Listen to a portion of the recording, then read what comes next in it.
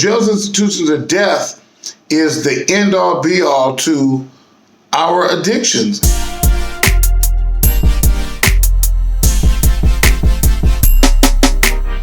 Hi, this is Dr. Marvin, Recovery and Reinvention. First of all, I want to say this is not psychiatric advice and this is not medical advice. This is for entertainment and educational purposes only.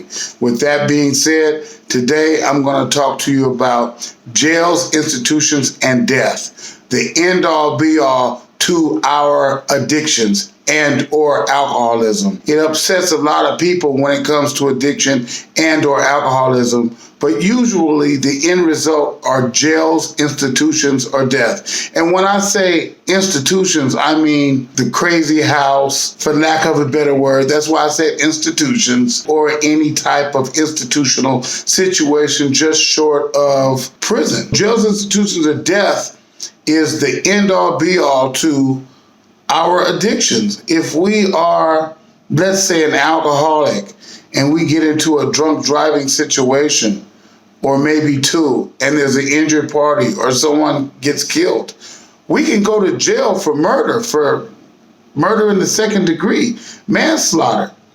That's prison. I've even heard of people coming out of prison and going right back to drinking.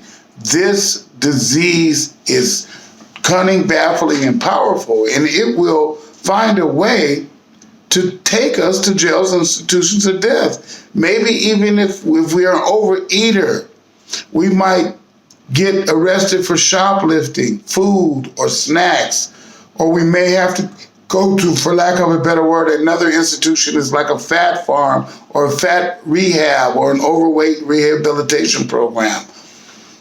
Even with drugs, there's rehabilitation programs, or we steal anything we can get our hands on to go ahead and be able to buy what we need to buy.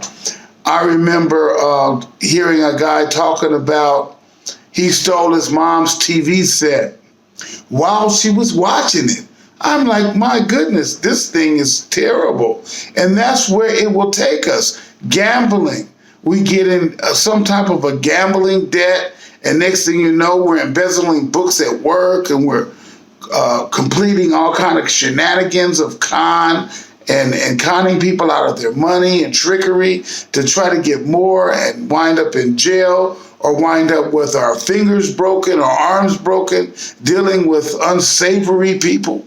You know, there's all kinds of situations that we get ourselves into just being a victim of addiction. And when I say victim, this thing called addiction came along long before we were alive. This was in our DNA. This was with our families way before we were thought of or were born and brought into existence. This thing came down the line of a family. It comes down the line of DNA. I have a long line of alcoholics in my family. My mom was an alcoholic. My father was an alcoholic. My grandfather was an alcoholic. And I suspect my great-grandfather and grandmother before that. It really runs in the family and is really a deadly family-oriented disease. Even to the fact that when one person has a disease in the family, it can catch to another person in the family and manifest in different ways.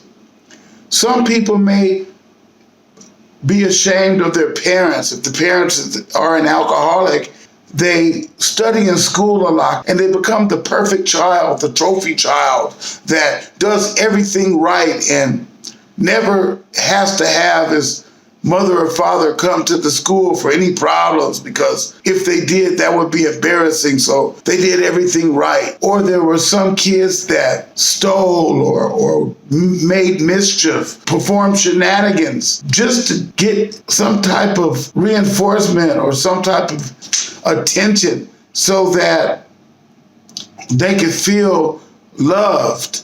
And that may be part of their disease and how it manifests.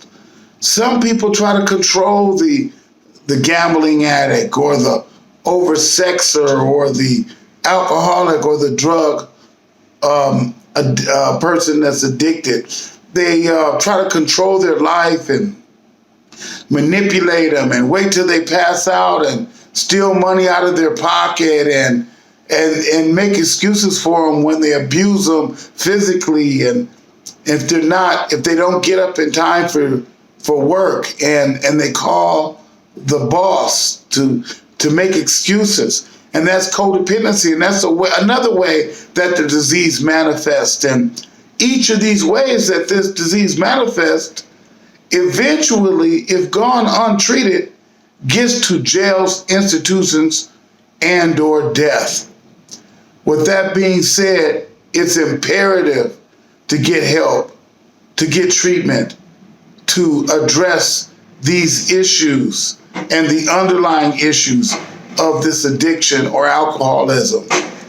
So be aware that if you have the symptoms of overly doing something, alcoholism, addiction, then address it as soon as you can. Get some confirmation of what you're dealing with and get treatment or get some type of help, because it doesn't end pretty. Jails, institutions, or death. Hopefully, something I said today can help you. And if it can, please use it. If not, put it up on the shelf and use it for later, maybe to help a family member or friend. Other than that, this is Dr. Marvin, Recovery and Reinvention. Have a great day.